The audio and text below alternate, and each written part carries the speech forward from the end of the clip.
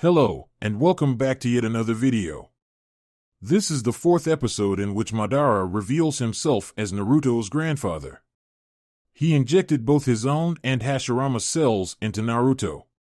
As a result, Naruto gained strength, awakening the Sharingan and, later, the Rinnegan. To show your support, click the like button and subscribe. Let's get this show started. Naruto stood still staring at the Kusanine waiting for an answer. He was truly curious as to who the person was. It was not every day that one found such a strong person in the Chunin exams. With the power the Kusanine had, he should not have been a genin. And there was also the person's clear interest in Sasuke Uchiha. The Kusanine was not the first person to show interest in Sasuke. There was also Kabuto, who showed interest in Sasuke at the first part of the exams. I'm the one who should be asking the questions, Naruto-kun. The Kusanine replied, sounding amused by the question. Naruto just stood there staring at the Kusanine before sighing. He was not going to get the answer he had requested. By the looks of things, the Kusanine just wanted to play around with them. He could always join and have some fun too. Naruto charged at the Kusanine, engaging the Kusanine in a taijutsu battle. He tried punching the Kusanine in the face, but she jumped back to avoid Naruto's punch. Naruto followed her and tried kicking as a follow-up to his dodged punch. The Kusanine caught his attack with little effort. Naruto was expecting something like this, so in quick movement his fist connected with the Kusanine's face, sending her flying away from him. Naruto did not stop with his attacks. He dashed toward the Kusanine in Jonin speeds. She was worthy of it. Naruto appeared in front of the Kusanine and pummeled her to the ground with both his hands. She was sent crashing down and created a crater upon impact. Naruto jumped onto a tree branch and looked at the Kusanine. She got up from the crater and looked at Naruto with a malicious smile. So the rumors I have heard about you are true, in Naruto-kun. Naruto looked at the woman carefully. She did not seem to have taken any damage or even bothered by his attacks at all. She looked to have just brushed them off. Nothing. It was nothing. He had thought it would cause a bit of damage even if it was little. The Kusanine charged at Naruto and tried punching him at his chest, but Naruto blocked her blow with both his hands. She tried kicking him with her right foot. Naruto jumped back to avoid the effort to kick him. The moment he landed on the ground, she was right in front of him. She landed a powerful kick on his chest, sending him crashing towards the trees. Naruto grunted as he hit a tree hard. The Kusanine appeared in front of him again. You are better than Sasuke-kun, but I have no interest in you at the moment, the Kusanine said, punching Naruto hard in the stomach. Naruto grunted. He felt the punch connect with his gut. He coughed up a bit of liquid and fell on his knees while clutching his stomach in pain. The Kusanine turned her back on him and looked back at Sasuke. Sasuke stood there watching with wide eyes. He had never seen anyone manhandle Naruto. Whenever he had seen Naruto fight with an enemy, he had always won each time. He had never been beaten with ease, like he was some kind of weak genin. He was starting to fear for his life now. If the Kusanine could beat Naruto the way she did, what could he do to her? Naruto had always been superior to him, so could he fight someone who defeated Naruto with ease? Despite him hating that fact, he knew that Naruto was superior to him. The Kusanine turned to Naruto again and kicked him hard on the temple, sending him flying away. She looked back at Sasuke again. No, Sasuke-kun, shall we continue where we're? The Kusanine said, looking at Sasuke with a wide grin that sent chills to Sasuke's spine.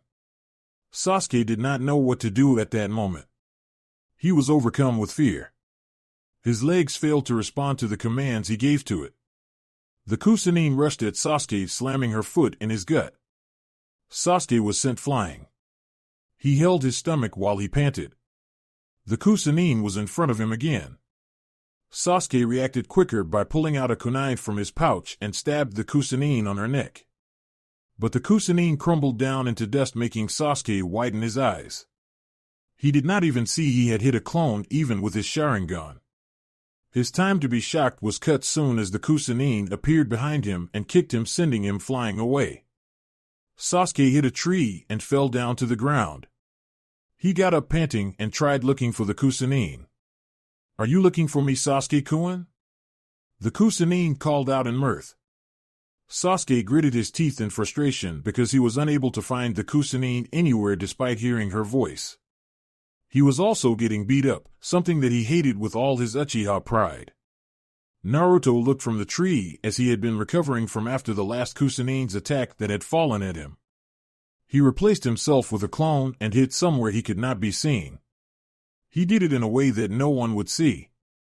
The clone remained on the tree acting beat up while he hid. He could see where the Kusanine was hiding, but she could not see or sense him. He had hid himself in the shadows. He activated his Sharingan. He had no choice but to do this. His Sharingan morphed into the Manjikyu. He concentrated on the Kusanine, having finally locked at the target. He muttered, "Amaterasu." The black flames engulfed the Kusanine. She was not able to sense the built-up chakra in his left eye to dodge the attack. As the black flames began to eat her body, she fell down from the tree she was concealing her position at. She fell to the ground while she screamed in pain. The black flames burned hotter than any flames in existence, and there was no way to extinguish them. Once one was caught in them, they were surely going to die, unless the flames were put off by the one who ignited them. She stopped rolling on the ground and her mouth opened. Another body came from the mouth looking perfectly fine. But the body was different from the Kusanine. Naruto deactivated his Sharingan and dispelled his clone. If what he was seeing had shocked him, he hid it well. He walked up to the clearing and looked at the black-haired male with a paste skin and yellow eyes, Orochimaru. Orochimaru looked at Naruto with his malicious grin firmly in place. The jutsu that had hit him was defiantly not an ordinary jutsu. Had it not been for his ability to shed his skin, he would have been surely burned to dust by the black flames. He would never want to get hit by the jutsu anytime soon. The flames ate his body instead of just burning. A normal fire jutsu would have just given him third-degree burns. It made him curious. If he was not mistaken, the black flame jutsu could only be used by an Uchiha with a Manjikyu Sharingan. He had researched everything there was about the Sharingan, and thus knew about the jutsu. He looked at Naruto with calculating eyes. It was not Sasuke who had used the jutsu. Sasuke had yet to awaken his Manjikyu. He did not sense any other presence close by. It only meant that it had to be Naruto who did the jutsu. But that only begged a question. How? Naruto was not an Uchiha and did not have the Sharingan. The only special thing about Naruto was that he was a Jinchurikun, nothing more. So he could not understand how Naruto was able to do the Amaterasu. On the outside he may look like he was enjoying something, but inside his head questions had been triggered and he was unable to find the answers. The only way to get answers was to do it the easy way. An interesting jutsu, Naruto-kun. Can you tell me how you did it? As far as I know, only a person with the Manjikyu Sharingan can summon black flames. Naruto was not going to answer the question. The answer he would give Orochimaru would make Orochimaru curious. He was not going to make Orochimaru even more curious about him. Doing something like that would be dangerous for his secrets. As far as he knew, Orochimaru was a very curious person and had an obsession with wanting to know all the secrets of the world. So making Orochimaru curious would only make the snakes and Nin come after him with his snake searching for intel on him. He had already made the snake curious by using Amaterasu. He had been hoping it would end the battle. But seeing Orochimaru shed his skin made him curse. I should have noticed sooner that it was you. It was not a coincidence that a snake attacked me just after you made your presence known. They were your summons, Naruto said. What is an S-rank criminal doing in the Chunin exams? He asked, brushing off Orochimaru's curiosity about his jutsu. Sakura was now shuddering. She heard Naruto say Orochimaru, but she did not recognize the name at first, but when he said S-rank criminal she recognized him. He was one of the 3 legendary ninjas. There was no way they were going to make it out alive with their enemy was a Sannin. Hope had abandoned her with the thought that her enemy was a Sannin. There were a couple of rookies and no match for a Sannin. She did not even feel safe knowing that Sasuke and Naruto were also there. If Naruto did not stand a chance against the Sannin, there was no way Sasuke could stand a chance. Naruto saw Orochimaru's grin falter for a second before it appeared again. Orochimaru was dissatisfied with Naruto's response. He had thought the blonde would be kind enough to answer his question, but it did not seem that his questions were going to be answered. But the fact that Naruto avoided answering his question made him even more curious. You are proving to be an interesting genin, Naruto-kun. But as I have said before, you are not what I am interested in, Orochimaru said with a dark chuckle while he eyed Sasuke with calculating eyes. Naruto never took his eyes off Orochimaru. Uchiha Sasuke, Naruto said aloud what Orochimaru was interested in. What could you, a Sannin, want from Sasuke? His hatred, Sharingan, skills, what is it that you find interesting in Sasuke? Naruto asked, trying to find why Orochimaru would risk coming to Konoha because of Sasuke. Orochimaru seemed amused by Naruto's questions. He did not respond for a moment though. He narrowed his eyes at Sasuke and looked back at Naruto. He chuckled evilly. He rushed at Naruto in great speeds. Naruto saw the Sannin coming and jumped onto a tree branch. Naruto knew he could not defeat Orochimaru even at his full power.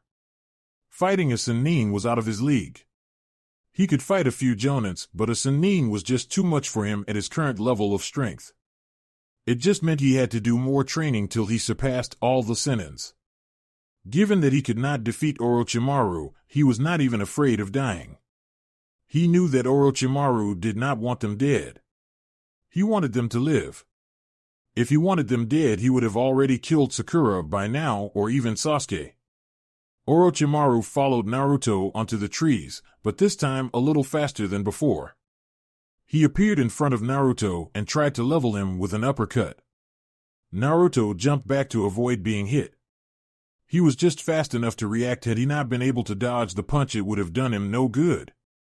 The wind the breeze hit his face made him realize that Orochimaru had put a lot of power behind the punch. He sensed that Orochimaru was still holding back his speed. But the power of the punch was strong enough to knock any genin out cold. While Naruto was still jumping away, Orochimaru appeared in front of Naruto. Had it not been Sasuke, I would be certainly interested in you, but don't worry, I will never forget this encounter, Orochimaru whispered to Naruto. He tried kicking Naruto at his waist. But Naruto lifted up his knee and blocked the kick. Orochimaru brought out his left leg and tried to kick Naruto, but Naruto blocked the blow, again with his knee.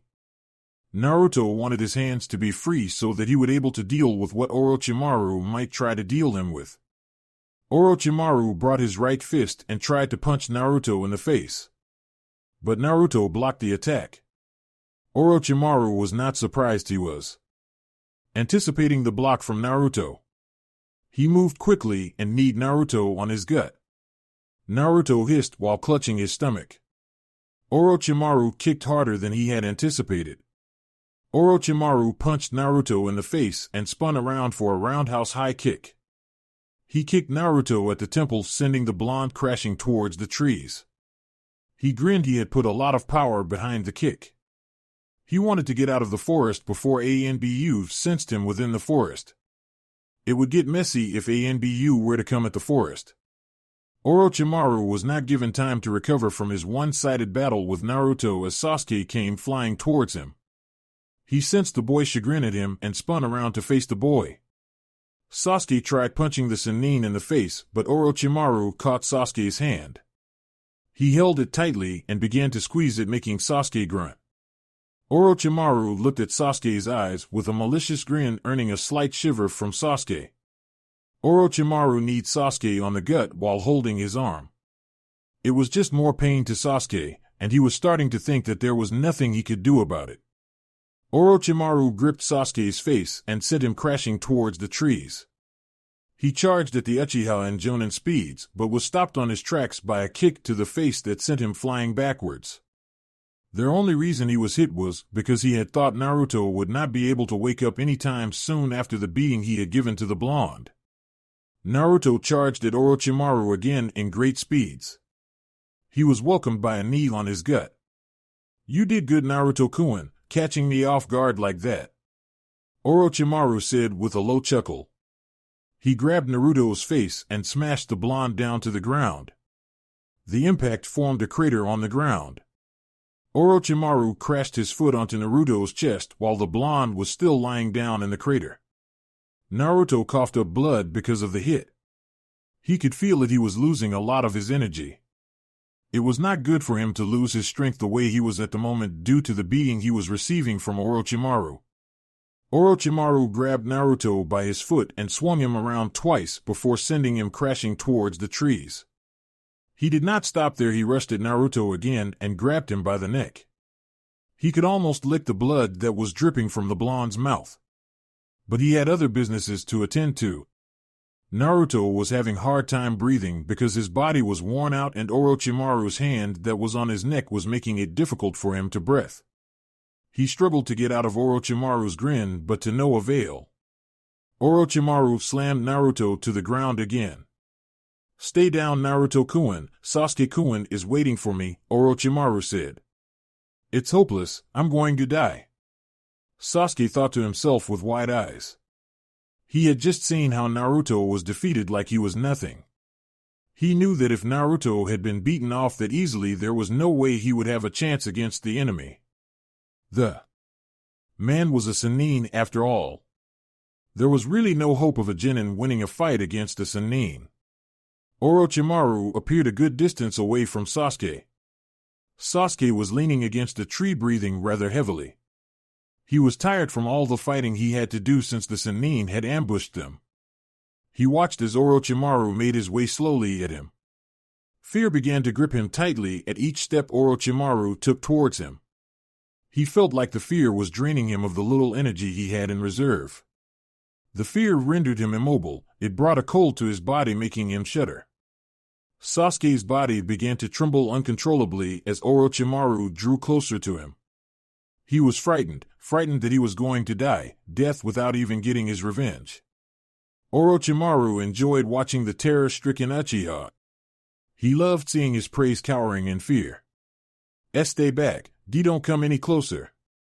Sasuke stuttered out, seeing Orochimaru making his way to him. Orochimaru did not stop. He slowly made his way over to Sasuke with calculating eyes. Do you want power, Sasuke-kun? Orochimaru asked with a wide grin. Sasuke lost his fear and took a confused look on his face. He wanted power. What confused him was why Orochimaru would ask him the kind of question. Orochimaru stopped in front of Sasuke and spoke again. I know you want power to kill Itachi, Sasuke-kun, and I can give you that power. Sasuke's eyes burned with hatred the moment Itachi's name was registered to his mind. He hated nothing and no one more than Itachi. Orochimaru's widened upon seeing the hatred within Sasuke's eyes. His neck extended in lengths that no human neck should extend. Two large fangs grew from his mouth as his head traveled towards Sasuke's neck. Sasuke just froze, not knowing what to do. Orochimaru's fangs became one with Sasuke's neck before Orochimaru retrieved his head. Sasuke let out a pain scream before falling down. Sasuke-kun! Sakura yelled out while rushing at the fallen form of Sasuke. She had heard his pain scream. It was not healthy. She ran to see if he was okay. Orochimaru looked at Sakura with a wide grin. He chuckled darkly. He had achieved what he had come for and more. It was just a matter of time before Sasuke came to him looking for power. What did you do to Sasuke-kun? Sakura demanded, forgetting that the person in her front was a Sannin and could kill her in a second. She was just too angry that he had hurt Sasuke. Orochimaru was amused by the girl's bravery. I gave him a gift that will help him avenge his clan, Orochimaru replied as he sank into the ground, but not before eyeing where Naruto was lying. Sakura got down to her knees beside Sasuke. She would deal with what Orochimaru had said later, but right now Sasuke's health was her main priority. Sasuke-kun, she muttered softly. He was out cold. A world of darkness had consumed him. He could not hear any word she could say to him that made her sad. She wanted to cry, but now was not the time for that. She had to be strong for Sasuke. Sasuke had always protected her, but now it was her time to protect him. With Naruto brought out both his hands to his face. He stared at them for a moment. Today he had been embarrassed. No one had beaten him like Orochimaru had done. A Sannin was truly strong, but to be thrown around like a ragged doll was just too damning for his pride. Orochimaru had toyed with him, shown him the difference between their powers. It made him feel weak. He hated feeling weak. To think I would get beaten like this despite all the training I did, Naruto thought aloud. Even though he was still hiding some of his power, it did not change the fact that he was beaten. Taijutsu had been what he trained the most while he was training with his grandfather. I wonder what you would say seeing me like this, Madara, he thought aloud again. His grandfather would surely not have been pleased with his performance despite not going all out. It would not have made much of a difference. Orochimaru was just stronger than he was. When he thought of going all out, Madara had told him that he never went all out unless he was fighting against Hashirama. Madara was strong, but at the moment he was not. This experience only meant he had to train even harder than he had been. For him to surpass his grandfather, he had to focus on training than he had been after he became a genin. Naruto shook his head and got up. His body was beat, but he could last for a few more hours. He dusted himself up and wiped the blood off his mouth. He walked over to his teammates. Naruto looked over at his teammates. Sakura was kneeling beside Sasuke, who looked like he was unconscious. He walked over to them and inspected Sasuke. Sasuke did not have much damage to his body, unlike him. There was a strange seal on his neck. He figured it must have been Orochimaru's cursed seal of heaven. With Sasuke unconscious, he would have to be carried if they are to get to the tower before night takes its shift. Sakura looked at Naruto. She did not know what to say to him after watching him get beat up. His clothes were torn up, but he looked fine for someone who had just went through a rough beating. Naruto picked up Sasuke and placed him on his shoulder. He looked at Sakura. Let's head straight to the tower. I don't want to spend another night in this forest, he said. Sakura nodded. She too did not want to spend another night in the forest. And going to the tower now was a good thing, since they would take Sasuke to a medic. She felt his body heating up. If he was sick, they needed to take him to a medic for treatment. They also did not know what Orochimaru had done to Sasuke. So getting to the tower, they would surely meet someone who would tell them what had been done to Sasuke. A few hours later, it was already past noon. Naruto and Sakura had been running at fast speeds. It was most surprising that Sakura was keeping up with Naruto without complaining about being tired. Sakura understood that it was not the time for her to be lazy, but a time for her to endure everything and keep on going till they reached the tower. They had only taken 2 breaks since they continued on with their journey to their tower after the encounter with Orochimaru. Nothing interesting had happened in their way. They had just been traveling in comfortable silence. No one was saying a word to the other. Naruto had a lot in his mind and would rather be quiet than having to deal with Sakura. Sakura, on the other hand, was worried about Sasuke and did not know how she could start a conversation with Naruto without Sasuke being active. So she decided to enjoy the silence as much as she could. While they were running, she kept glancing at Naruto. He did not look the same after the encounter with Orochimaru. In fact, he looked worn out. She had never seen him worn out before since the formation of Team 7. But she was glad nonetheless that he was carrying Sasuke to the tower. They had yet to meet another team while on their way to the tower. It was becoming a troubling fact to Sakura, since they would fail if they did not get the scroll they needed. But at the moment, while looking at Sasuke, whose temperature seemed to be rising up, she thought the most important thing was getting Sasuke to safety. Naruto suddenly fell down on his knees while he was running. Sasuke was still on his shoulder. His body was in pain. He did not understand what could have been causing to feel the way it was. During the encounter with Orochimaru, he did not receive blows that could cause his body to experience the pain he was currently feeling. Sakura was alarmed when she saw Naruto fall to his knees. She hurried close to him. "Are you all right, Naruto?" she asked, sounding concerned. With the look on her face, it was obvious that her question did not betray what she truly felt. Naruto looked at the girl for a second. Never had she asked him the kind of question before. He thought it was because he had never been in pain in her presence before. He gathered his strength and got up while still carrying Sasuke on his shoulder. "I'm fine," he said. "We will take a break not far from here." "There should be a stream just ahead," Sakura nodded.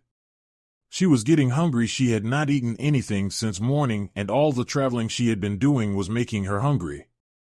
At the stream she would freshen up a bit and get some fish to eat. About an hour later, Team 7 had reached the stream. Naruto had placed Sasuke under a tree, allowing Sakura to tend to him. He had yet to wake up from the encounter with Orochimaru. His heat was still rising. Naruto could not tell what was going on with Sasuke's body. But he was certain that his body was heating because of the curse mark Orochimaru had placed on him.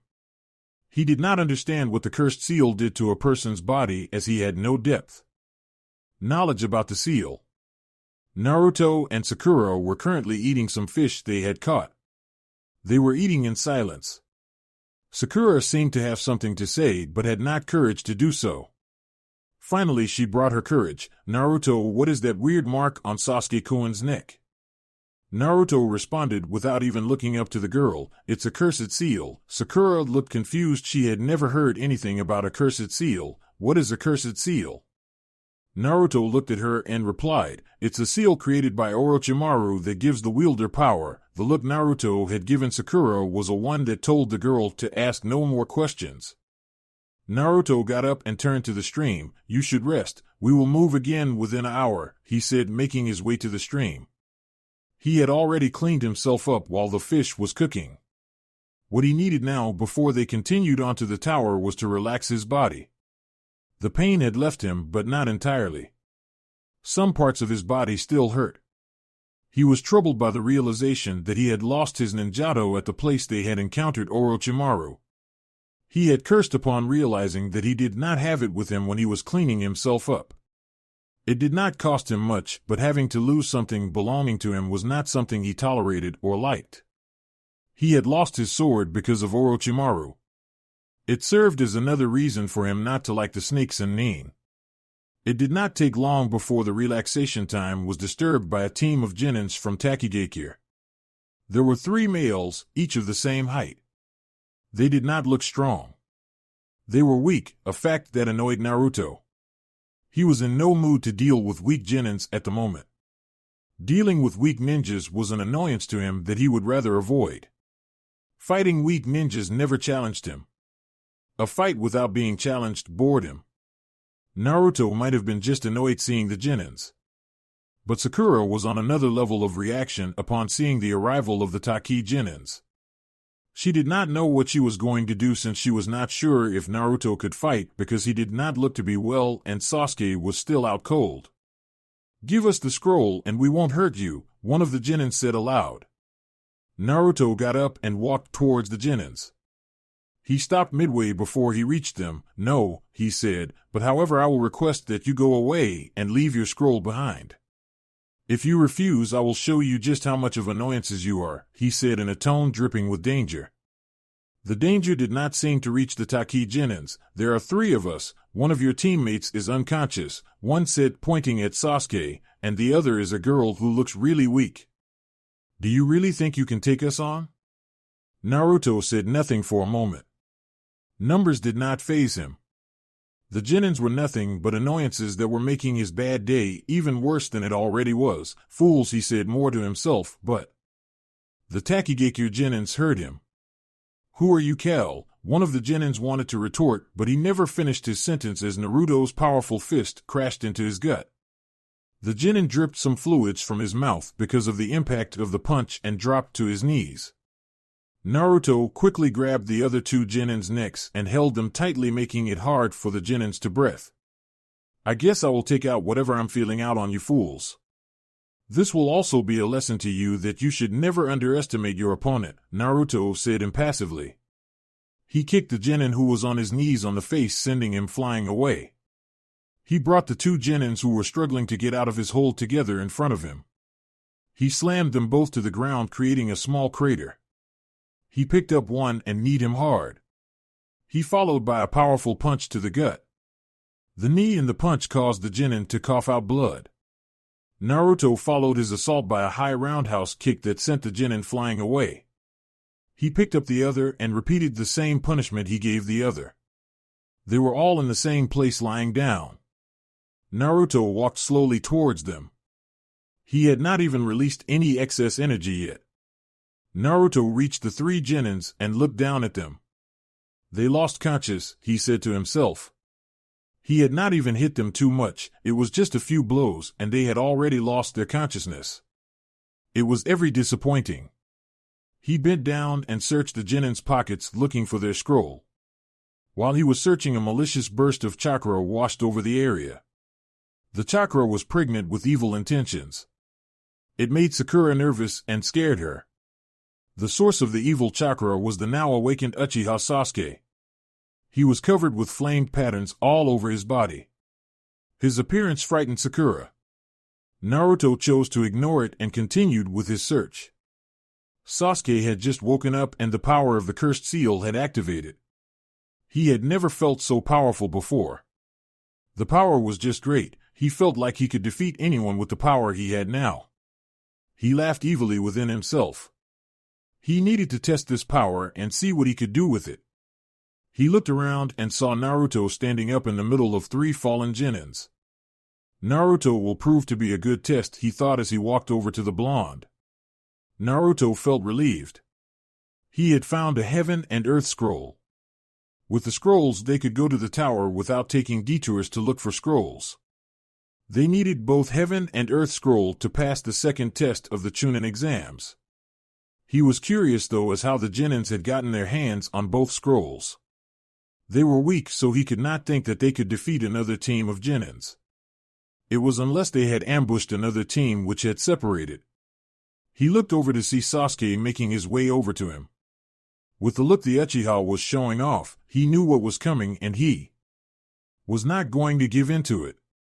"Fight me, Naruto," Sasuke demanded, staring at Naruto. Naruto was not given time to respond as Sakura spoke before he could. "Sasuke-kun, don't." Sakura cried out. Sasuke did not bother to look at her, his eyes stayed focused on Naruto. Naruto sighed and replied, "No," he said, "we should go ahead to the tower now since we have all the scrolls." Sasuke gritted his teeth in anger. Naruto always brushed him off every time he challenged him. It was like Naruto saw him as nothing, like a nuisance, as someone who was not worth his time. It infuriated him to no end. He activated his Sharingan and charged at the blonde. Naruto saw Sasuke coming and dropped the scrolls down. He blocked Sasuke's punch and tried punching Sasuke on his face. Sasuke dodged Naruto's punch. Naruto tried again, but Sasuke dodged again. Sasuke smirked. "I can see all your attacks before they reach me," he said, his Sharingan blazing proudly. Naruto realized that he was not moving as fast as he usually does. It confused him because he did not understand why he was not moving as fast as he could. He did not have much time to dwell on his thoughts as Sasuke was dashing towards him. Naruto got ready to defend himself. But pain gripped him from all over his body. It felt like his muscles were being grinded. A severe headache attacked him. The headache, coupled with the pain all over his body, forced him to fall onto his knees. Sasuke did not stop upon seeing Naruto fall to his knees. He continued on with his charge and punched Naruto on his face, following with a kick to the temple. Naruto was sent flying. Sasuke grinned, seeing that he was finally beating Naruto. He was actually doing it. It only meant that he was a step away from achieving his grand ambition. Naruto got up, but only to fall down to his knees. He coughed a large amount of blood. He was breathing heavily and his body seemed to be sweating heavily. Sakura saw him and could tell that the blood Naruto had coughed had out was not because of Sasuke's attack. Naruto was just not well, she could tell. After the encounter with Orochimaru, she had seen him struggle as if his body was in pain, though he hid it too well. She was about to yell for Sasuke to stop when Sasuke stopped and stared at Naruto. She liked the idea of Sasuke beating Naruto, but she thought it was wrong taking advantage of Naruto while he was in the kind of situation he was in. Sasuke was now confused. Despite his arrogance, he was smart enough to realize that something was wrong with Naruto. The amount of blood Naruto had coughed was unhealthy and could not have been caused by his attack. The black marks around his body receded back to the cursed mark. Sasuke fell down on his knees as the flames disappeared. He felt a bit of pain on his neck, but it quickly disappeared. He got up again and looked at Naruto before looking away. He was too proud to ask the blonde what was wrong. He went to pick up the scrolls Naruto had dropped.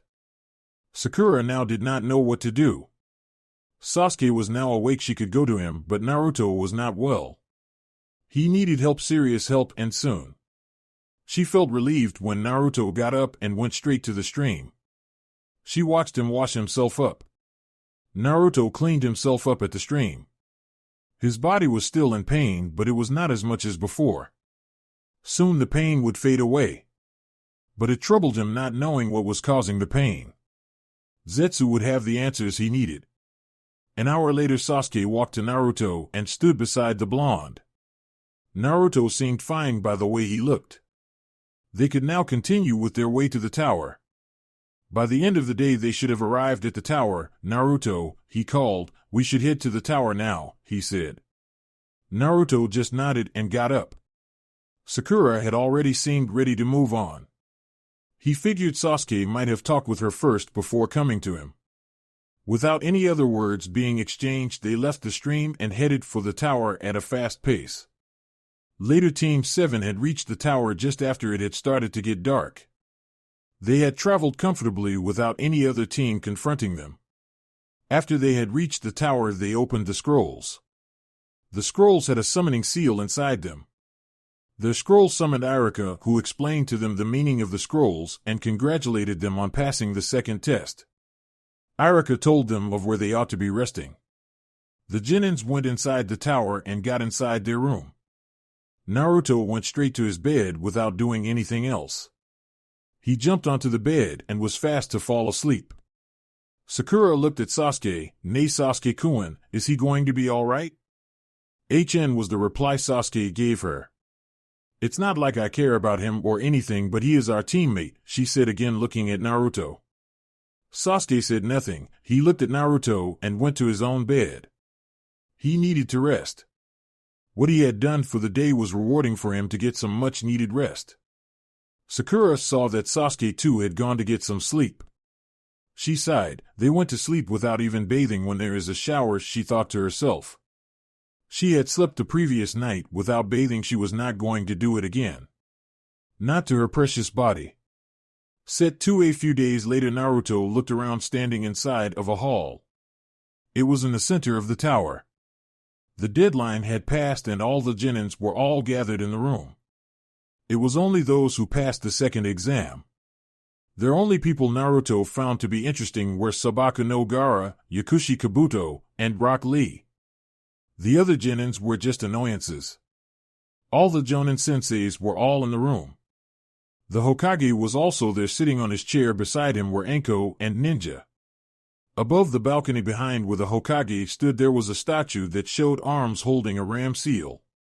Looking at the balcony and where they stood, Naruto could tell that the floor they stood at was used for fighting while the balcony was for the spectators.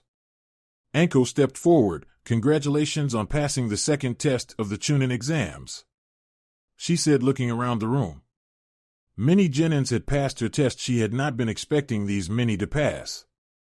"The Hokage will now explain the third exam," she said, giving the time to the Sandaime Hokage to address the Genins.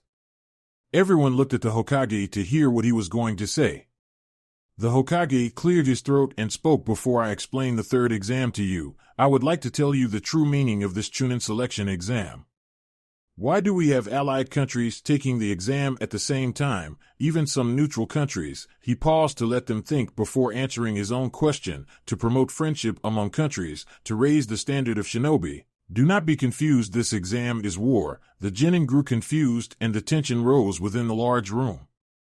If we were to turn back time at some point, all of us would be fighting the other country over who would rule.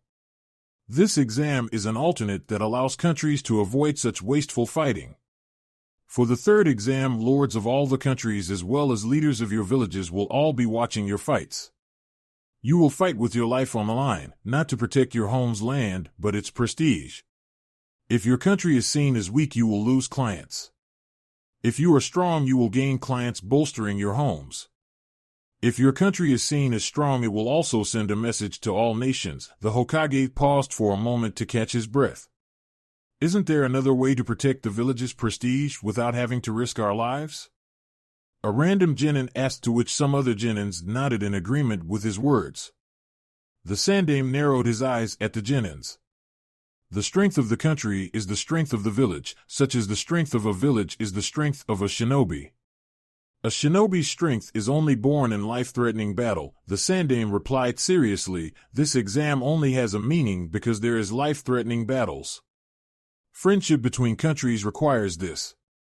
We call this friendship excising, the Hokage said as a man shunshined next to him and bowed in respect. Allow me to cough, explained the third test. Cough, Hokage-sama, the man spoke looking at the Sandaime Hokage. The Hokage nodded and went back to his seat. The Jonin turned to face the genins. I am Gekko Heiei, the proctor of the third exam. The Jonin introduced himself. There is something we must do before the third exam. The genins looked at the man. He looked like he was really sick by the way he was coughing. There is to be preliminaries to decide who gets to participate in the main event, the third proctor said before coughing. What the hell preliminaries? A bored-looking Nara asked the question. We have too many participants for the third test, thus we have to thin out the numbers under the Chunin exam rules. He paused for a moment before speaking. Those who wish to withdraw may step forward now. This is individual basis. Should you quit, your team will not be penalized for it. Kabuto raised his hand and stepped forward. I quite. I'm low on chakra, he said, leaving the hall. Heiei coughed. Is there anyone else who wants to quit? He asked, getting the attention of the genins. No one else came forward. They had come this far. They were not going down without a fight. Okay, we have 22 contestants, which mean we will have 11 matches. The winners of each will advance to the finals. The rules are simple. There are no rules. The match continues until one dies or is knocked. If you wish to give up, you can forfeit. I will step in should you be declared winner and you continue to beat your opponent. He paused, letting the genins absorb his words. Now let us see who you will be matched against, he said, looking at the black screen. This electronic screen will randomly select 2 contestants who will fight at a time. Now let's us begin. The genin waited for their names to pop up in the screen. Naruto just looked at the screen blankly. He wished he did not get someone who would waste his time. 2 names appeared in the screen: Uchiha Sasuke versus Akato Yoroi. Some felt relieved that they weren't going to fight first. Others were disappointed. They wanted it over with. Will the 2 contestants please step forward? The rest of you please proceed to the observation platform above. Heiei spoke after coughing. The genins walked away to the observation area. The sensei stood behind their student. Sasuke looked at his opponent with an arrogant smirk on his face. He was fully prepared to fight. He had gotten enough rest. He took out a kunai and got into a stance. Yoroi took out 3 shurikens and held them with both his hands. He threw them at Sasuke. Sasuke waited for the shurikens to block them with his kunai. Yoroi ran at fast speeds towards Sasuke. The shurikens reached Sasuke. He deflected them. He was not able to react fast as Yoroi was in front of him while he was blocking the last shuriken. He had yet to activate his Sharingan, thus he was not able to detect the oncoming right hook from his opponent. It connected with his right side of the face and pushed him back. Sasuke cursed himself for making such a stupid mistake and getting hit early. He activated his Sharingan. He rushed towards the oncoming genin, prepared to a taijutsu battle. He was faster than his opponent, thus he was able to use the advantage of his speed. Yoroi brought his right hand, trying to smack Sasuke on the face, but Sasuke saw it coming and easily dodged. He tried to kick Sasuke, but the Uchiha caught his leg and landed and hard punch to the face. Sasuke let go of Yoroi's leg and spun around, kicking the genin on his shoulder. Yoroi was sent crashing into the wall.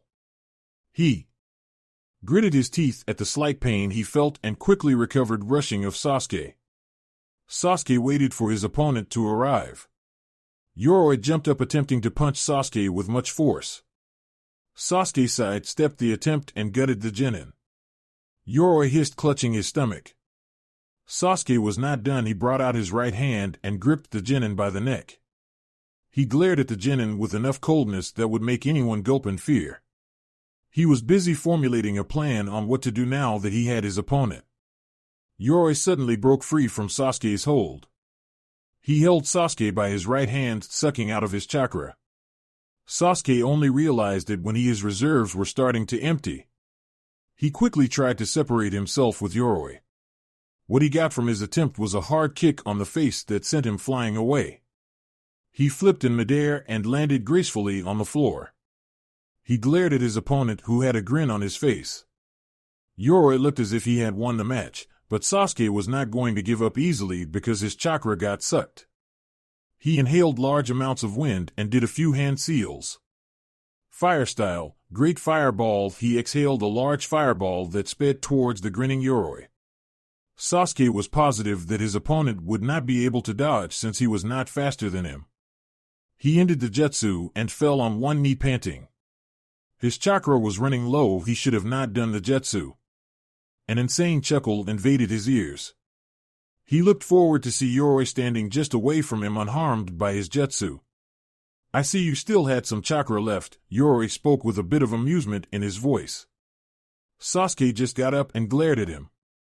Yoroi rushed forward so that he could end the match before the Uchiha came up with a plan to win the match. Sasuke waited till Yoroi was in front of him. He acted fast and brought out his left hand, aiming Yoroi's face.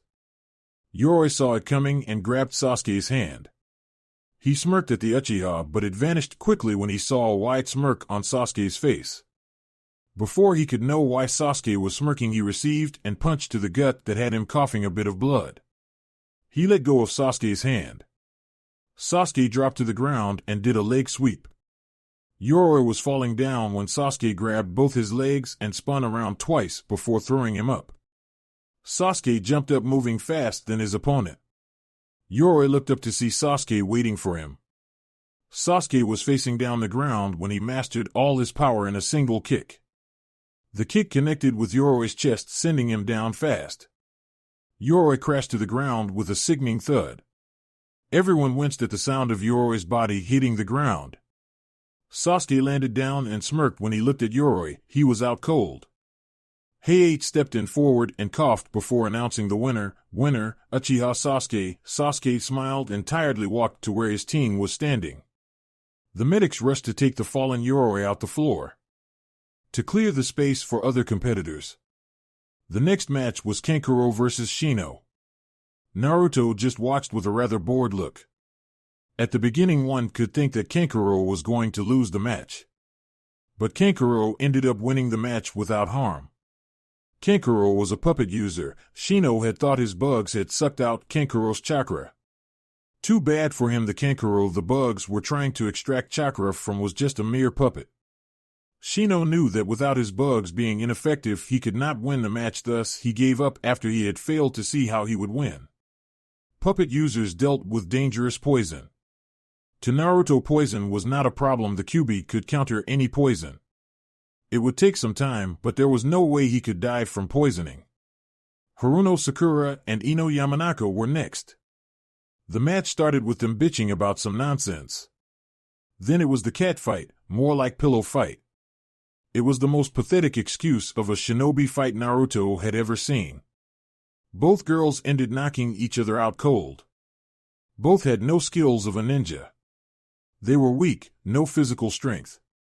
Their taijutsu was academy level. They seemed to have never trained after passing the academy. Naruto had not expected much from Sakura. He had seen that the girl does not train. Pathetic, Naruto muttered. Everyone who was close to him nodded in agreement with his words. Even Sasuke nodded. Kakashi had the decency to look ashamed of his student. Those were not ninjas fighting. It was academy schoolgirls fighting over a crush. Had it been the finals, Konoha would have surely lost customers. If the Kunoichis fought the way Ino and Sakura fought, they would be killed each time they were out on a mission. If both girls were going to be serious about their careers, they needed to understand what it meant to be a ninja, or they would die soon and young. Naruto looked around the balcony to see that all the others had the same thoughts. The match was pathetic. His eyes narrowed at Gaara. It seemed that the Jinchuriki was getting impatient. Naruto shook his head to view. Gaara was still his age, and yet he was always looking for blood. Will Uzumaki Naruto and Inuzuka Kiba step forward, please? Hayate called out. Naruto's face remained impassive as he made his way towards the fighting area. Of all the people he could fight, he had been drawn against Kiba. Luck was really not on his side for the exams. He reached the fighting area and crossed his arms on his chest. He looked straight at Kiba's eyes with an impassive gaze. Kiba was grinning. He felt confident in his abilities. With all the training he had been doing, he believed that he could defeat Naruto. He did not know of how Naruto fought ever since his transformation, but he believed in his own abilities. With Akamaru by his side, he could beat anyone. Are both fighters ready? Hayate said. Kiba nodded. Naruto gave no response. Hayate just took the silence as a yes. Begin. I'm going to take you down, Naruto. Kiba spoke aloud with a confident grin. Akamaru barked, agreeing with his master's words. Naruto made no sign that he heard Kiba's words. Hey, did you hear me? Again Naruto did not respond. I'm talking to you, bastard. Kiba yelled out with a bit of anger at being ignored. Will you attack me already and stop annoying me? Naruto finally spoke. Kiba grinned. Let's do this, Akamaru, he said to his dog partner. Akamaru barked in acknowledgement of Kiba's words. Spectators Kakashi looked at Naruto as if he was studying him. Naruto was acting differently. He was not told in detail what had happened during the encounter with Orochimaru. He was only interested in that they were alive and the cursed mark Orochimaru had given Sasuke. He had sealed the curse mark but was not sure if it would hold. Looking at Naruto, he could tell something was wrong. He looked at Sasuke, who was watching from his left side. What's wrong with Naruto? Sasuke just shrugged. He did not care, nor was he seeing anything wrong with the blonde. Kakashi sighed, seeing Sasuke's response. Did something happen to him during the encounter with Orochimaru? He asked another question again. Sasuke was quiet for a moment. You should ask Naruto that question. He finally replied to his sensei. Kakashi nodded and looked at Sakura. The girl seemed nervous about something. He shrugged it off as nothing and looked back at Naruto and Kiba. Hinata felt a bit excited because she was going to see Naruto fight. She had never seen him fight ever since they became genin. He was always the source of her strength. She believed that she would fight bravely in her match should Naruto win his match. Shikamaru and other Konoha genins just watched on. They wanted to see what Naruto was capable of with their own eyes. Their senseis had said he was strong, but they had never seen him fight before. This was a good opportunity to see his abilities. Fighting floor, Kiba bended down and placed his hands on the ground. Akamaru jumped in front of him and turned into a clone of Kiba. Both took animalistic features compared to their normal selves. Getsuga Kiba yelled as he took the form of a spinning vortex. The spinning vortex sped at Naruto at fast speeds. Naruto just stood at his position with his hands still crossed at his chest. He waited for Kiba's attack to reach him. Kurenai looked at Naruto. What is he thinking standing there like that? If he gets hit, the match will be over, she thought to herself, wondering why Naruto was not even trying to dodge Kiba's attack. She knew Kiba's offensive attack was powerful and could cause a lot of damage if it hit. It was almost impossible to block. The only way she had been able to escape the attack was if she dodged. She had never attempted to block the attack. The spinning vortex reached Naruto, and when it looked like it was about to hit him, it missed. Kiba hit the ground and continued to spin furiously as it dug a hole on solid ground. The Getsuga came out again from the ground and charged at Naruto. It missed him again. The same sequence continued for several times.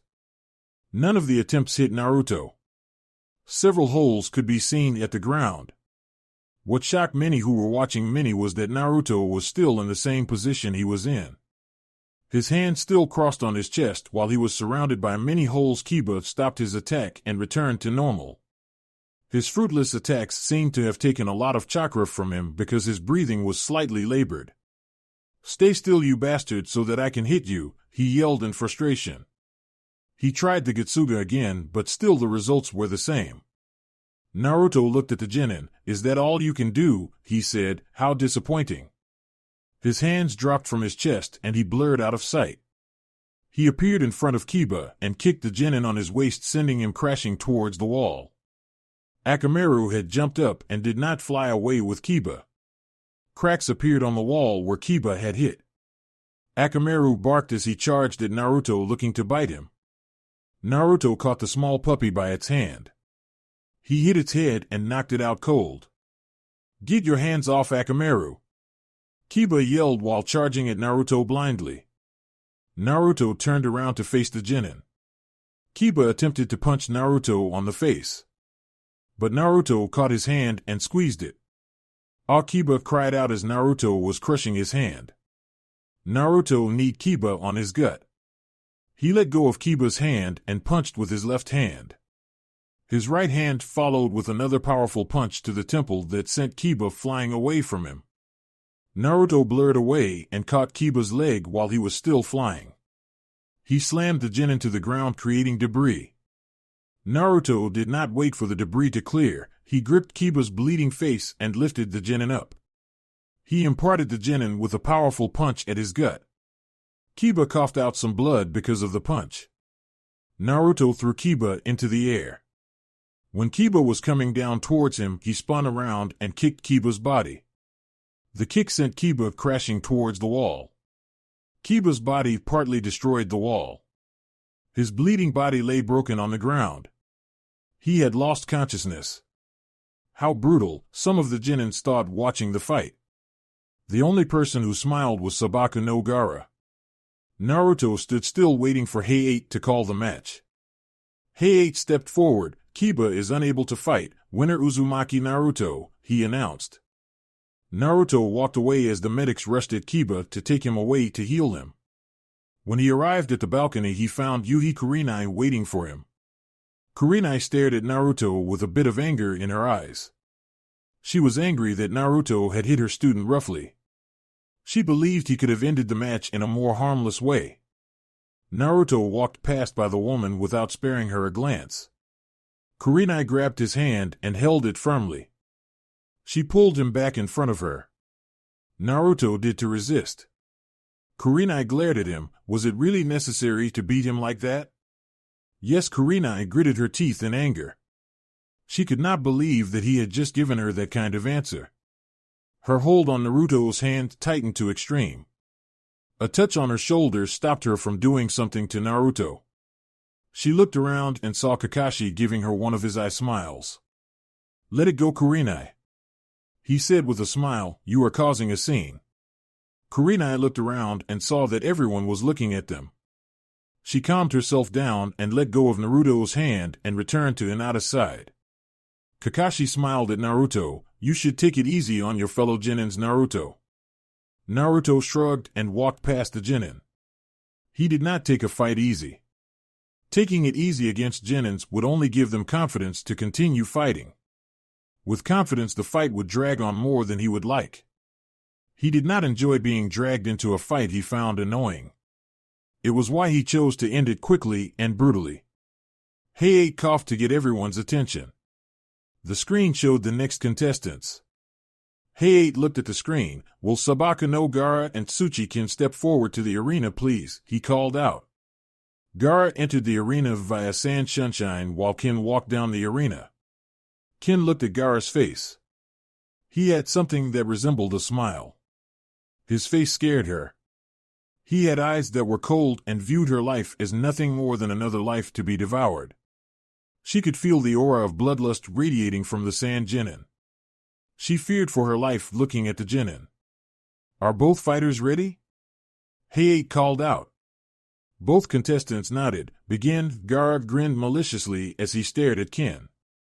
Ken shuddered because of the grin. She looked at Heiei. Proctor, I forfeit, she said, taking a step away from Gaara. Heiei nodded, but before he could announce Gaara as the winner, the genin was already attacking Kin with his sand. He moved quickly and took the girl out of harm's way. Sabaka no Gaara, your opponent forfeited the match. Why do you continue to attack her? Gaara did not respond. Heiei sighed. Tsuchi Kin has forfeited the match. Winner Sabaku no Gaara. Gaara shunshined away from the arena, looking disappointed that he did not get to kill his opponent. Kin felt relieved that she had quit the match. The sand would have surely crushed her. Now she just had to deal with her teammates, who would not be pleased that she gave up the match without even fighting first. Heiei looked at the screen again. Will Rock Lee and Kinyuta Dosa step forward, please? He called out. Lee jumped up with a huge smile on his face. Gai-sensei, it's finally my turn to show my flame of youth, he cried out. Gai smiled at his student. Yash, go make me proud, Lee. Show everyone how your flames burn brightly, Gai cried with the same enthusiastic as his student. Yes, Gai-sensei, Lee said as he jumped into the arena. He was excited about finally getting his chance to fight. His sensei would be watching him, and he was not going to disappoint his sensei. He was going to show his youthful flames that burned brightly inside of him. Kinyuta Dosu stepped in the ring. He had bandages covering most of his face, leaving only his left eye uncovered. He wore a large poncho with long sleeves, a snake-patterned scarf, a straw raincoat protruding from the back of his scarf, and a large amplifier on his right arm. The amplifier was called the Melody Arm. Are both fighters ready?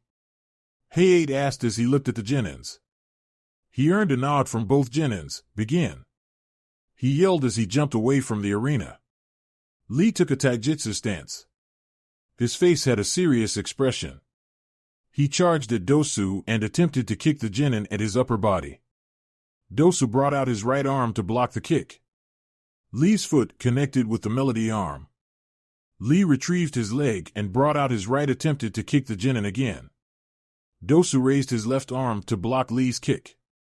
The power behind the kick pushed him back a bit. Lee smiled a bit before taking his stance again. He waited for his opponent to make a move. Dosu dashed at Lee and attempted to hit him with the Melody Arm on his face, but Lee jumped back to avoid being hit. He moved forward to Lee and swung his left arm, attempting to punch the genin. Lee blocked the attempt and attempted to kick Dosu. Dosu blocked the attempt with his right arm. Lee jumped back, making some distance with his opponent. Despite having only started, the fight was certainly interesting. With the way the genins were exchanging attacks, it was something worth watching other than some one-sided fights they had witnessed. The two continued to exchange blows. Dosu had been unable to land a hit on Lee as Lee was faster than him. Lee had managed to land a few hits, but none had done much damage to the genin. Dosu was getting frustrated because of his lack of penetration through Lee's defense. He was also panting slightly and had a couple of bruises while Lee looked fine. Lee dashed at Dosu and swung his hand, attempted to punch the genin. Dosu blocked the attack. He was unable to block the kick that followed. He was sent flying, but he quickly recovered by flipping in midair and landed on the ground. Just when he landed, he rushed at Lee at his full speed. Lee also rushed at the genin. They clashed in the middle. Dosu swung his Melody Arm at Lee's temple, but Lee did enough to block the attack before it could hit him. But the arm was close to his head. Dosu smirked under his bandages as his Melody Arm released sound waves. The sound waves infected Lee and caused his vision to become blurry. He could not see properly. Dosu tried punching Lee on the gut, but Lee sensed the attack and jumped back. His vision was still blurry. What is happening? He asked, being confused as to why his vision had suddenly become blurry. The only answer he got was a rough chuckle from Dosu. Dosu moved closer to Lee and kicked him on his chest, sending him flying away. Lee flipped in midair and landed on the ground gracefully. The moment he landed, Dosu was in front of him. Dosu's right arm crashed into his gut. He spun around and kicked Lee to his temple. Lee hit the wall but recovered quickly. He got up and coughed a bit of blood. His vision was returning to him. He looked at Dosu's right. It was doing something to him. It looked like kind of gauntlet to him. It was very strange looking at it carefully, as he had never seen something of its kind before. He just had to avoid it. "Don't give up, Lee!" Guy yelled out to his student. Lee looked at his sensei with a smile. Despite looking like he was losing, his sensei was cheering for him. He smiled at his sensei and gave him a thumbs up. "Hi, Guy sensei, release your weights and show them your youthful flames, Lee," Guy cried out again. He was not about to let his student lose when he had the power to win his match. Lee nodded and removed the weights on both his legs. The weights landed on the ground and created a large dent on the floor. The ground shook when the weights hit. It shocked many. What the hell, some thought upon seeing how heavy the weights were. Lee got into a stance and looked at his opponent. "You have been a worthy opponent, but I must end this," he said seriously. Dosu was about to retort when Lee blurred out of sight. He appeared in front of Dosu. Dosu attempted to punch Lee in the face, but Lee blurred out of his sight again. Lee appeared behind Dosu and kicked the genin with a powerful on his back. Dosu was sent crashing towards the wall. Lee waited for Dosu to recover. He did not wait for too long as Dosu came charging at him. Dosu swung his right hand, attempted to disrupt Lee's hearing with his melody arm. Lee sidestepped the attack and punched Dosu to the gut. He jumped up and slammed both his hands on Dosu's head, compelling the genin down the floor. Lee waited for Dosu to get up. When he did, he kicked him on the chin, sending him up in the air. He did this after opening the first of the 8 chakra gates. He used Shadow of the Dancing Leaf and appeared behind Dosu while still in air. He let loose of the bandages on his arms and wrapped them around Dosu, restraining him. As they began to fall down the ground, head facing the ground, they rotated at a ferocious speed. Lee pile-drove Dosu to the ground head first. Dosu lay on the dent he created on the floor unconscious. Lee was on one knee, breathing heavily beside Dosu.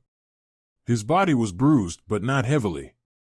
Heiei stepped forward. "King Yuta, Dosu is unable to continue. Winner Rock Lee," he announced. Lee grinned brightly and slowly made his way back to the balcony. "You did it, Lee." "I'm so proud to be your sensei," Guy cried out. "Guy sensei Lee, Guy sensei Lee." Guy cried as he burst into tears and rushed to hug his student with much affection. Lee was also in tears while hugging his sensei. Everyone looked disturbed by the view. No one looked twice at the two hugging men. It was not every day that you saw two men hugging each other with that much affection. It was greatly disturbing to see. Heiei saved everyone by announcing the next match. "Will Hyuga Hinata and Hyuga Niji come down, please?" Hinata shyly made her way down the arena. She was not sure if she could fight against her cousin and win. She eyed Naruto and flustered because he was staring at her. She quickly looked away from him while poking her fingers. Naruto was watching her. She would do her best. A match between two Hyugas, Naruto thought. It would be certainly a match worth watching. Naruto was interested in seeing the two Hyugas fight. He wanted to see what the Byakugan could do against another Byakugan. He did not have much intel on the Dujutsu, as Madara had refused to acknowledge the Byakugan as a Dujutsu. He had said the Dujutsu was useless and therefore could not be placed in the same league as the Sharingan and the Rinnegan. Heiei looked between the two contestants. "Are both fighters ready?" He earned nods from both Hyugas. "Begin," he yelled out. Hinata seemed to be hesitant to take a stance. She did not look like somebody who was ready for a fight. Niji seemed prepared for anything. He had an impassive expression that most of the Hyugas seemed to wear. Naruto shook his head seeing Hinata. The girl still lacked self-confidence. Without confidence, she could not possibly win a battle if her opponent is going all in his power to win. He had no hope that she could win the match without confidence in her own abilities. Believe could say they believed in her, but if she could not believe that she could do it, there was nothing that she could do. Still, he was interested in the match. Niji stared at Hinata coldly. With look he had given the girl, one could not tell that she was his cousin. "Forfeit the match, Hinata-sama. You cannot defeat me," he said coldly. Hinata could not defeat him. They had sparred a few times, and she had never come close to defeating him. He had seen her fight several times. With her skills, she could not defeat him. Hinata looked down while poking her fingers. You are not fit to be a shinobi because you lack self-confidence. Someone with no self-confidence is fated to lose. Hinata was a bit down by Niji's cold words. She wanted to fight him and prove that she could compete to him, and also save him from the darkness that was consuming him. She took a stance and had a look of a dedicated kunoichi. Niji shook his head. You don't listen. I will prove to you that you are a loser and will always be a loser, he said as he took a stance. Byakugan, both Hyugas, yelled as veins bulged around their eyes. Both ran towards each other with their jujitsu active. They engaged in their clan's famed taijutsu style, the Gentile Fist. The battle went on for a few minutes as the two Hyugas traded blows. Their taijutsu style specialized on attacking the chakra networks inside of a person. For damage to be done, they had to use chakra externally in a form of lacing it around their hands. To block the attack, one had to block with a chakra-laced hand to avoid taking damage. Should it hit, one faced the risk of getting their chakra paths closed forcefully. When chakra points were closed at a certain part of the body, that part becomes immobile. Niji suddenly kicked Hinata on her chest, sending her away from him. Hinata was bruised and panting, but had nonetheless taken less damage. Niji looked fine. He was not even slightly winded. One could tell that he was used to fight at such level while Hinata was not. Niji ran at Hinata and brought out his right hand, trying to connect it with Hinata's chest. Hinata deflected the attack with her own attack and jumped back, creating a breathing space. Niji charged at her again and exchanged palm attacks with Hinata. Hinata blocked all his attempts, but she did so with difficulty. Niji increased his speed a bit, catching Hinata off guard by his increase of speed. His chakra-laced palm landed in the middle of Hinata's chest. Hinata coughed blood before going down to her knees. Niji looked at her. I told you that you are a loser and would remain as such. Regardless of many times you fight to change that, it will never change. You will always be a loser. Fate cannot be changed, he said and turned away from her. Proctor called the match. She won't be able to continue, Niji said, walking away. Heiei looked at Hinata. The blow to the heart should have ended the match. Hinata did not look like she could continue with the match. Winner Hayu. He stopped when he saw Hinata was standing up, albeit shaking. Hinata looked at Niji, who had stopped walking away after hearing Heiei stop announcing him as the winner. It is true that I lack self-confidence. I don't believe that people cannot change. I have seen many people see change. Why, you are also wrong about something, Niji. It is not I that I am trying to change. What I want to change is you. You have been suffering most of your life, and I want to change that, Hinata said. Niji said nothing for a moment before his eyes burned with hidden fury. He ran towards Hinata, looking to end her life with one last attack at her chest. The Jonins knew that should Niji hit Hinata, it would end her life. Heiei, Guy, and Kurenai rushed at the arena and stopped Niji from killing his cousin. Niji looked at the Jonins and scoffed. Is this another special treatment for the Hyuga main branch? He said. All the Jonins holding let go of him and allowed him to retreat back to the balcony.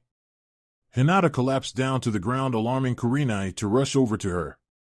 She carried the girl to the medics so that she could get help before her life became in danger.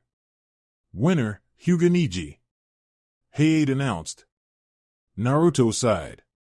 He was not able to see what the Byakugan could actually do. If what he had seen was all the Jujitsu was capable of, then Madara had been right to discard it as a Jujitsu. It did not give any abilities like the Sharingan and the Rinnegan. The remaining of the contestants did not interest him. He stepped back and stood against the wall. He sat down Indian style and closed his eyes. He held a single hand seal and thought, sleep. The last thing he heard was, Nara Shikamaru versus Akimichi Choji. His mind rested, and as he fell asleep. Sleep was a kind of medical jutsu that Madara had taught him. It worked like any sleeping pill, but with the jutsu he slept immediately upon the jutsu being cast. He used the chakra inside his body to influence his mind to sleep. Minutes later, Naruto was woken up by Kakashi. He had only slept for a few minutes. It was enough to pass the time. "The preliminaries are over," Kakashi said. "Their others are already down there." Kakashi said, pointing at the gathered genin. Naruto nodded and went to the other genins. The Sandaime was making one of his speeches. "Time allows for you to know yourself better and your enemy. During this time you will be able to study your opponent's abilities. And this month you will have the chance to improve yourselves," the Sandaime said while eyeing Naruto. "Now, let us decide who you will face at the finals. Take a piece of paper from the box that Anko-san is holding," he said, pointing at Anko. The genins that had made it to the finals did as told. Naruto was not surprised to see that Shikamaru had won his match against Choji. Shikamaru was smart enough to counter anyone. Each piece of paper they too had a number written on it. They presented their numbers and were drawn of who would face who. Match 1, Uzumaki Naruto vs Hyuga Neji. Match 2, Sabaku no Gaara vs Rock Lee. Match 3, Sabaku no Kankuro vs Uchiha Sasuke. Match 4, Nara Shikamaru vs Sabaku no Temari. Are there any questions?" the Sandaime asked. "Since this is a tournament, does it mean that the winner of the tournament will be the only one who becomes Chunin?" Shikamaru asked. "Different judges judged in the tournament. If someone is judged to posse skills and mentality of the Chunin, she will be promoted to Chunin. It does not matter if they win or lose their matches. There is also a chance that none of you become Chunin, but there is also a chance that you can all become Chunin. It depends if whether you are fit to become a Chunin or not," the Sandaime said. "Are there any more questions?" He waited for the genins to give their answer. Seeing that there were no more questions, he spoke again. "Good, you are all dismissed." One by one the genins left the tower. Naruto was stopped by Kakashi from leaving the tower for a moment. "Meet me at training ground tomorrow morning," Kakashi said, and disappeared from Naruto's view. Set 3 Training Ground 7. Naruto sat on top of a tree waiting for Kakashi to appear. The Jonin had called him the previous day to the training ground.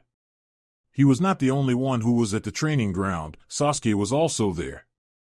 Sakura was not called to the training ground. Naruto figured that the Jonin wanted to speak about training. Sakura did not make it to the finals, so Kakashi would not have a reason to call her. It was obvious that Kakashi would be forced to train his team since they had made it to the Chunin exam finals. Naruto did not want to train for the month before the Chunin finals. He wanted to clear his thoughts and make plans on what he would do after the exams. He could not just continue living as he was, he needed to change things. Naruto jumped out of the tree and landed on the ground because Kakashi had appeared. Kakashi did not have his book at his hand, but his usual bored expression was still worn. It disappeared for a moment when Kakashi flashed an eye smile to his students. "First, I want to congratulate for making it to the finals. As your sensei, I am very proud of you and I knew that you could do it," Kakashi said. Some could interpret his words as that he knew that Naruto and Sasuke could do it, but he did not believe that Sakura could do it. He had said that he believed that his team could do well in the exams, but Naruto highly doubted that he believed Sakura would make it to the finals if it involved fighting on her own. "I called you here today so that I can tell you about your training for the month before the finals," Kakashi said. "Unfortunately, Naruto, I won't be able to train you, but I have asked for someone to train you. He will be training you in chakra since I have never seen you use it externally, and I know that you have large amounts of chakra reserves, which must also be hard to control." Naruto shook his head. "There is no need for that. I will train myself if I see the need to do so," he said. Kakashi looked at Naruto curiously but nodded. "Well then, I will be training Sasuke till the finals." "Do you have a problem with that, Naruto?" Kakashi asked, not wanting to be seen like he was favoring Sasuke. Naruto was his sensei's son. He did not want the blonde to have any reason to resent him. Naruto shook his head. He had no problems with it. Sasuke needed to be trained more than he did. And he was positive that the council had something to do with Kakashi training Sasuke. The reason Kakashi was training Sasuke was because the Sandaime knew that if they wanted to keep Sasuke inside the village they had to train him. Orochimaru had already marked the Uchiha. It was a matter of lack of training that would drive Sasuke towards him. To avoid that, Kakashi had to train Sasuke to make him see that even Konoha wants him to get stronger. Kakashi smiled at Naruto. "I will see you at the finals then," he said as he touched Sasuke's shoulder and disappeared with him and a swirl of leaves. Naruto disappeared to the trees. He was sure Zetsu would have been at the training ground. He did not come to him yesterday. It did not take long for Zetsu to appear beside him from a tree branch. "Zetsu, my body has been experiencing severe pains over the last days. Do you know what might be the cause of it?" Naruto said, looking at Zetsu.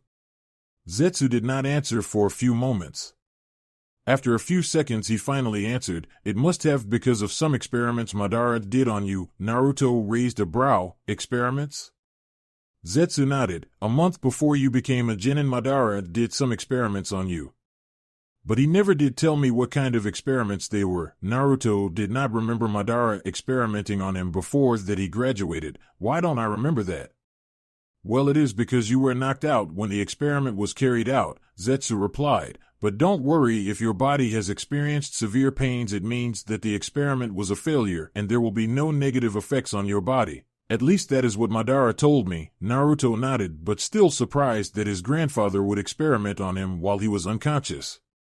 He was a perfect experiment specimen, since any cut he suffered on his body would disappear no matter how deep it was. The Kyuubi made sure of that. But since it was his grandfather who had experimented on him, he did not have any fears that he might have done something bad to his body. "I am surprised, though, that your body reacted now with the experiment done months ago. It must have been triggered by the embarrassment I suffered in the hands of Orochimaru. The severe pain started after my encounter with the Sannin." "Orochimaru was at the exams?" "Yes, it appears he wanted to give Sasuke a cursed mark. But I do not believe that it was the only reason that he had come to Konoha," Naruto said. "I want you to investigate Orochimaru's activities and also get me intel on Yakushi Kabuto." Zetsu nodded. "I will see you in a few days then," he said and sank back to the tree branch. Zetsu appeared again just after he had disappeared. "I forgot to tell you that Jiraiya has returned to the village," he said, and went away. Naruto had not been expecting Jiraiya to return to the village at this time. The Sannin would surely come to him in order to form a bond between them. Naruto did not want that with the Sannin. If he hated the man for not taking care of him, even if he was his godfather, he longer did hate the man. Had Jiraiya taken care of him, he would not have met Madara the way he did. He was somewhat thankful that Jiraiya abandoned him. The following day the streets of Konoha were relatively quiet, unlike the days in which the first and second test of the Chunin exams were being carried out. It was mostly because a lot of people were busy preparing for the finals. Even the villagers and leaders of villages watched the main event of the Chunin exam finals. It was no wonder why the finals were held at a high regard. Naruto walked slowly to a Karaku Ramen. He rarely went to the place to eat. He ate home-cooked meal most of the time. Today he had felt that he needed to eat somewhere else. It would also help him clear his thoughts. With a lot going over his head, it was necessary to get some fresh air. Naruto arrived at the ramen stand and took a sit. There was just one other customer beside him. People did not go away from the ramen stand when he came now, since most of the villagers had stopped glaring at him. Tucci smiled upon seeing Naruto take a sit. "Ah, Naruto, it has been long since I last saw you. How have you been, my boy?" the old man asked. "I have been well, just a little busy," Naruto replied. Tucci nodded. Naruto is here." He called out to his daughter. "Can I have 2 bowls of miso ramen, please?" Naruto said to Tucci. Tucci nodded and went away to the kitchen to get Naruto's order. Came out of the kitchen with a brightened smile. She was happy to see Naruto. After she had made him promise that he would not disappear without telling her and that he would visit the ramen once in a while, Naruto came at the ramen stand once or twice in a month. She was just happy that he had kept his promise and did not forget about her for months. "Naruto, I am so happy to see you." Almost yelled out. Naruto nodded. It was good to see her too. He might not care for a lot of people, but the Ikaraku family was a family who he would never forget. They had done a lot for him without expecting anything in return. They were good people, as such he respected them for their kindness and love. Did you make it to the finals? Naruto nodded. I'm going to place my bet on you to win, Ayam said with a grin. Teuchi came from the kitchen with Naruto's ramen. There you go, he said, handing over the ramen to Naruto. He went back to the kitchen, leaving Ayam to chat with Naruto. Ayam talked with Naruto for some time while the blonde was eating his ramen. She asked him a few questions which Naruto answered. Ayam was quick to realize that Naruto was easily bored, which was why he did not speak much. Despite him always having an impassive gaze, he was not cold-hearted, that much she could tell. Still, she missed the old Naruto who would have been devouring his ramen now instead of savoring it. She wished that he could someday just act the way he used to just for her. She missed his smile, no matter what she had done to make him smile, but he never did smile. The foxy grin he always used to give her was something she would never forget. It was now an image that was imprinted in her mind, and she was always staring at it whenever she thought of him. He was a part of her life, and she would make sure it continued that way. It was always refreshing for Naruto to visit the ramen stand. It did not annoy him listening or answering Ayam's questions. Coming to the stand, he could always tell that she was all right, and that pleased him. Naruto finished eating his ramen and paid Ayam for the meal. He said his goodbye to the girl and left the ramen stand. The following day, Naruto was alone at the Hokage monument. He was still waiting for Zetsu to report what he had found on his search. He was also getting bored because he was having nothing better to do. He had been thinking of going to the hideout for the time being. Konoha was boring at the moment. If he were to disappear, no one would worry except the people who watch him. They had started watching him again, he had sensed them today. With them watching him, he could not meet Zetsu anywhere. But this time the surveillance had decreased, and they were not as active as they were before the exam started. It gave him much room to breathe, unlike before. With the numbers decreasing, Naruto figured that it was just a matter of time before they stopped watching him, since it was obvious that they were not going to get anything by tailing him. Naruto was brought out of his thoughts when a voice sounded beside him. The village looks lovely from here, doesn't? Naruto quickly turned around to see who it was. He had not sensed the person get beside him. If it was an assassination attempt, he would surely have been killed. He saw a tall man with waist-length, spiky white hair tied to a ponytail, with two shoulder-length bangs that framed both sides of his face. He also had red lines that ran down from his eyes and wore a horned forehead protector with the kanji for oil. He also had a noticeable wart on the left side of his nose. The man wore a green short shirt, kimono, and matching pants, under which he wore a mesh armor that showed out of his sleeves and legs of his outfit. His outfit was completed with handguards, a simple black belt, traditional Japanese wooden sandals, a red haori with two simple yellow circles on each side, and a scroll on his back. Jiraiya, Naruto said, looking at the Sannin. Once again he had been bested by a Sannin. It did not please him. Jiraiya grinned, looking at Naruto. Oh ho, you know of me. Naruto looked back to Konoha, taking his eyes off Jiraiya. What can I do for you, Jiraiya? Have some respect, Gaki. I am the great Toad Sage, Jiraiya-sama, one of the three legendary Sannin, and you should address me as Jiraiya-sama. Jiraiya said aloud while trying to pose, not that Naruto bothered to look at the Sannin. Jiraiya looked down. Nobody appreciates my greatness, he thought sadly. Silence was born as Naruto waited for Jiraiya to answer his question. While Jiraiya did not know how to start the conversation with Naruto. The Sandaime had told him that Naruto knew about his heritage. He did not know which were the correct words to say to Naruto. He sighed and sat down beside Naruto. I heard you made it to the finals. Jiraiya finally said while looking at the village. You heard correct, Naruto responded. He did not like going around the bush, nor did he like people doing it when they wanted to tell him something. But he was going to tolerate it just this once. He had nothing to do anyway. When do you start preparing for the finals? I heard there are some tough competitors. I'm already prepared for the finals, Naruto responded dismissively. Jiraiya was quiet for a moment before finally getting main reason he had come to see Naruto. The old man told me you are aware of your heritage. Is that true? Yes, so? Jiraiya was not expecting the kind of response from Naruto. It was not going to be easy for him. Then you probably know what I am to you, yes, but I don't consider you as such. Jiraiya nodded sadly. He had messed up, but he could try to get involved in Naruto's life. It could not make up for his mistakes, but it was better than nothing. It is my responsibility to train you and teach you your father's jutsu. I know you said you are already prepared for the finals, but what do you say to training with me?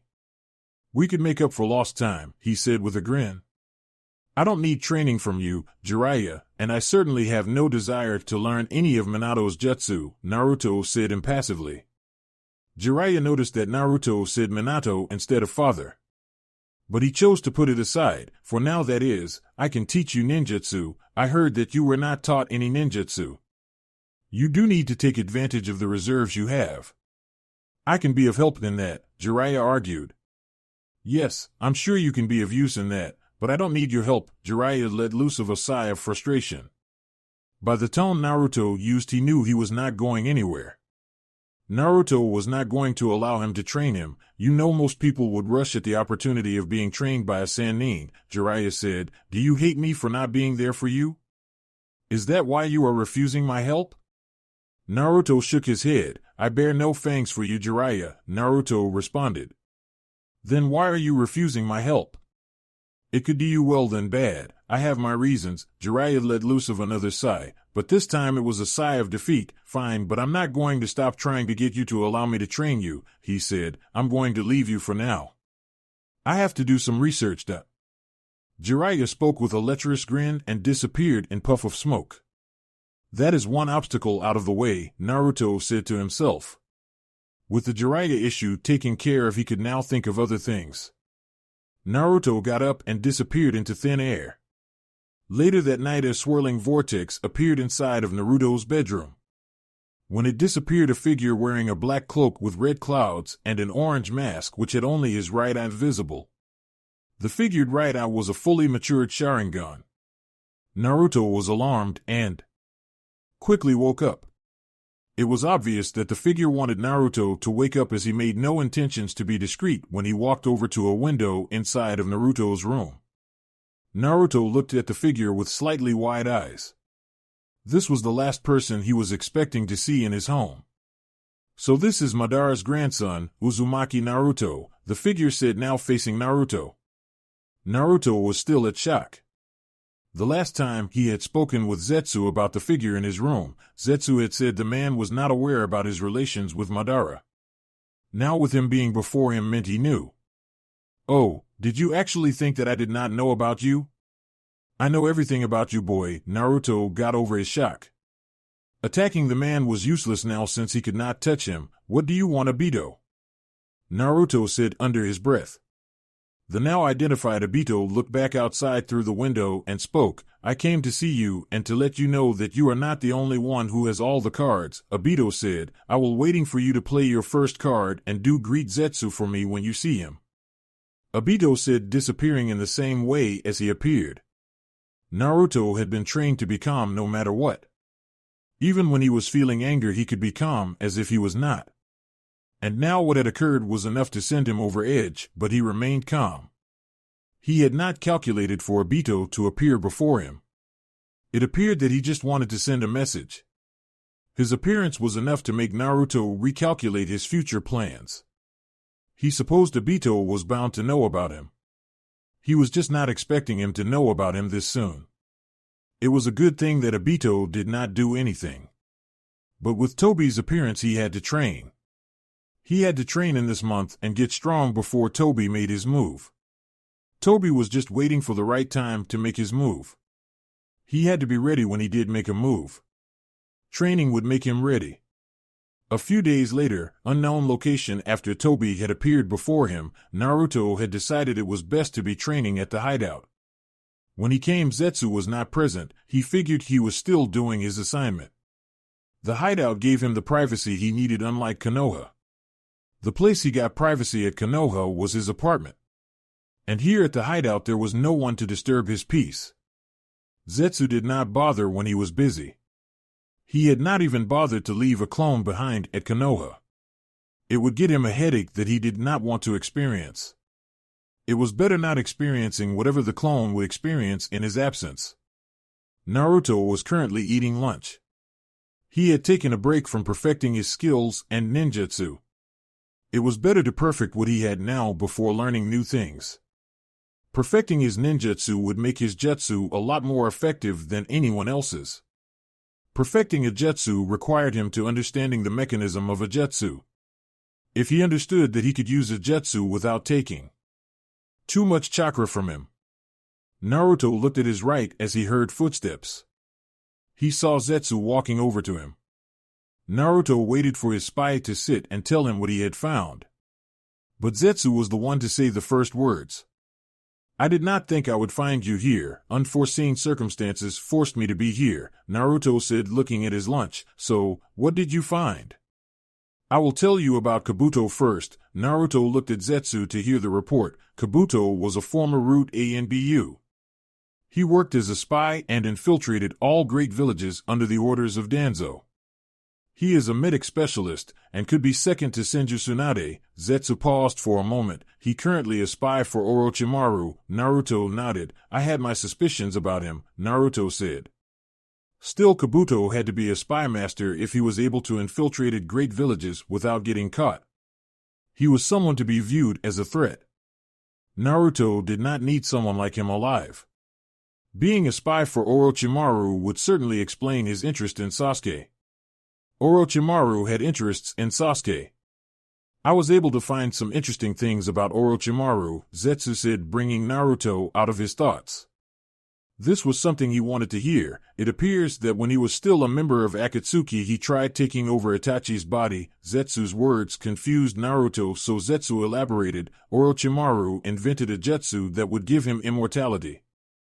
He consumes another person's body and makes it his own. The consumed body becomes a host to his soul. He needs a strong person to be able to hold his soul.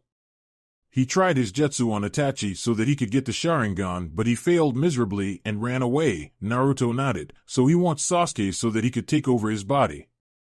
Sasuke would accept Orochimaru to his body as long as he was told that Itachi would be killed. Sasuke would willingly sell his soul to the devil if it got him the power to kill his brother. There is also something very interesting, Zetsu said. Orochimaru plans to invade Konoha. Naruto was quiet for a moment. With what army? I do not know the details. But Orochimaru has founded a village called the Sound Village. I think it also involves the Sand Jinchuriki. I don't know if the sand itself is connected with the planned invasion. When? Chunin exams final, Zetsu responded. He is also working with Danzo. But Danzo will not be taking active part in the invasion. He is only making things easy for Orochimaru by providing security details and removing certain ANBU squads so that Orochimaru's people can get into the village without being noticed. Naruto was not surprised to hear this, so Orochimaru invades Konoha and kills the Sandaime. Aftermath. Danzo tried to get himself made Hokage. Naruto summed up what Danzo must have planned with helping Orochimaru invade the village. What will do if Orochimaru does kill the Sandaime and Danzo petitions to become Hokage? Nothing but you will, Naruto said. I'm sure you can take care of Danzo should something like that happen. Zetsu nodded with a smile. Things I had not foreseen are happening quickly. But there is nothing that cannot be managed. Naruto paused for a moment. Obito came to see me. I'm not surprised about that. I always knew that he would find out sooner than later, Zetsu said. What did he say? Nothing. Oh, he said to greet you, Zetsu nodded. So what do you plan on doing? Others are playing their cards. During the finals my Uchiha heritage will be revealed. I will think of what to do before the finals, Naruto said, leaving Zetsu alone. Orochimaru was making his move on Konoha. He had not anticipated something like that to occur. He knew that Orochimaru had no love for Konoha, but going as far as to plan its destruction was something he did not see coming. Konoha had done nothing to Orochimaru. He had been the one to wrong the village. For now he did not care if the village got destroyed though. Konoha could always be rebuilt any time.